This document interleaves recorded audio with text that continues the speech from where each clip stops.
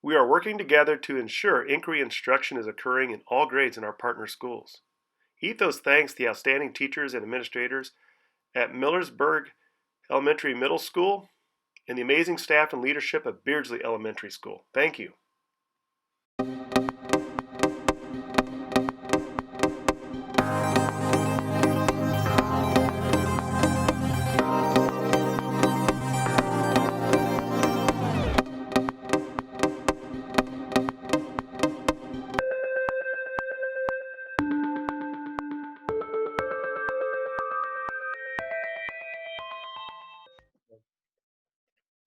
I think we're good. I think we can handle this. Yes. Okay. I'll let you read off the questions. We've got some good ones. All right. So for today's sessions, John, first one, it's not really a question, but kind of a statement and plea for help.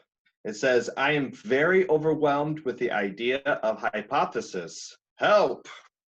Yeah, it can be. Just the word. Why is it in science we give these crazy names and stuff? Like physics, it scares the heck out of you. Or thermodynamics, they should say hot and cold, I think it's so maybe you can sound very sophisticated. Must be it. Yes. So go ahead. I think why hypothesis is intimidating because you think like I've hypothesized this, or my hypothesis of my elaborate research. That's why I think the term is so intimidating. But one thing I try to help people understand, and teachers as we are doing our sessions, is to really, hypothesis is really a prediction. Yeah. It's just an add-on to the prediction. So when we're asking you to create a hypothesis, what we're really doing is asking you to create not procedure, but the prediction. Take your prediction and then add on that evidence, that support. That's what makes it a hypothesis. Hypothesis is telling us what you think is going to happen, but it's including your evidence. One misconception I think that comes from this is, and I was taught this when I was a kid, what is a hypothesis? It's an educated guess. That's all. Now, yeah. It is true, because that educated part of that definition is the support. Yeah. It's just, I remember as a kid that when I was told to make an educated guess, well, I was just telling you what I thought. And if I would tell you what I think, then it must be educated because I told you it. Right. But I was missing that part, that educated part, that part of the definition is that support, because you're using evidence to create your prediction. Exactly. We get so caught up in the names, and if the name hypothesis scares you to death, then you come up with something else. It's, hey, class, let's do observations. Let's get some questions going. Hey, can we make some predictions? And why do you think so? And all of a sudden, without saying created their hypothesis. Yes, that's exactly. And I think that also goes back to in language arts, what you think of inferencing. Yeah. Students may be afraid to infer, or some teachers have shown that they're intimidated to teach inferencing in class. Well, just like how you said, I love it. Don't use necessarily the vocab word, but say, okay, tell us, students, boys and girls, what do you think Mr. Jones is going to do in the next chapter? Okay, why do you think he's going to do that? They just made an inference. When they tell us what they think, provide that evidence, that support. You almost could cross out that word and write, prediction, support. And then over time, I think the kids would actually get used to it. Okay, I can handle the word. But yeah. Exactly. All right. I think people are intimidated because of the terminology. Yes. And then our second question for today, it says, how do you plan an inquiry in a whole unit of study? Well, you solve it all at one time, right? You shouldn't know. That's very overwhelming.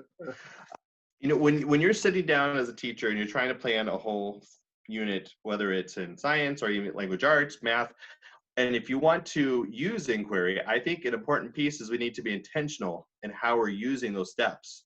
Now, like we would teach, you don't do all 7 steps in one day. You wouldn't do that in any subject area. So I would recommend look at your broad screen. What are your objectives? What are your expectations that you want your students to do by the end of the unit? Well, look at the skills and the process skills with inquiry. How can those skills help reinforce or help those students meet those objectives? By knowing how they fit within the goal, that's how you can more effectively integrate inquiry in a whole unit of study, in my opinion. No, it makes it reasonable. And for any teachers, if you're doing nothing, rather than just do nothing, do something, add little pieces, try each of these early steps. If your students are making observations of things and keeping track of those, you're doing science. You And are. they're turning those into questions. Each of those steps, I think depending on the grade level, whether you have the kids full blown write these fantastic procedures, multiple tests, peer review, and all, let's take it to where you are with your students, to where you get comfortable, and do those first steps, because doing nothing means those students are now in a deficit going forward to the Mm-hmm. next grade. Where it is, if we were doing something, those kids will have growth, and then the teachers in the upper grades and say, thank you for what you've sent us, because that it doesn't take much. It just doesn't take much. But I know it can be overwhelming. But we think we know as teachers is we have these fantastic units we've developed, or plans, and it didn't come in a week. It didn't come in a month. Something we worked on multiple years. We finessed. I sometimes it takes years to get it to where you want it to be. Yes. And maybe a suggestion would be just starting with the skills of observing and questioning. Just use that in your units, and then the next year add in the predicting and creating talking about materials or procedures, questioning the different types, what type of data, how can you grab that, each year add a little bit, and then after 3 or 4 years you could have this robust inquiry unit. And I would challenge the teachers at the upper grades. Don't feel like, all right, they did these basic steps of inquiry at the lower grades.